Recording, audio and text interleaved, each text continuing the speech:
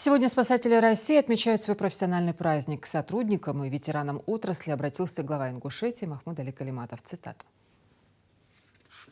Уважаемые сотрудники и ветераны Главного управления МЧС России по Республике Ингушетия, примите искренние поздравления с профессиональным праздником – Днем Спасателя Российской Федерации. Спасение и защита людей – это очень важная и непростая задача, которая требует от человека смелости, стойкости, готовности к самопожертвованию и постоянной готовности к действию. Этот праздник посвящен людям, которые обладают этими качествами и навыками. Сотрудники МЧС Республики Ингушетия на протяжении многих лет неустанно выполняют свой долг в экстремальных условиях, с бесстрашием и самоотверженностью спасают жизни и здоровье людей. И сегодня они с честью выполняют свою миссию по обеспечению безопасности граждан в условиях чрезвычайных ситуаций и устранению последствий бедствий. Дорогие спасатели, вы выбрали для себя трудную и мужественную профессию. Ваша работа – это основа безопасности и спокойствия для всех жителей Ингушетии. Выражаю вам искреннюю благодарность за вашу службу и преданность своему делу. Я уверен, что ваши профессиональные знания, опыт и ответственность будут и дальше помогать вам успешно выполнять поставленные задачи на благо нашей республики. В этот праздничный день особые слова признательности хочу выразить ветеранам Главного управления МЧС России по Республике Ингушетия. Ваша многолетняя и эффективная служба – достойный пример для молодого поколения спасателей. От всей души желаю вам здоровья, крепости духа,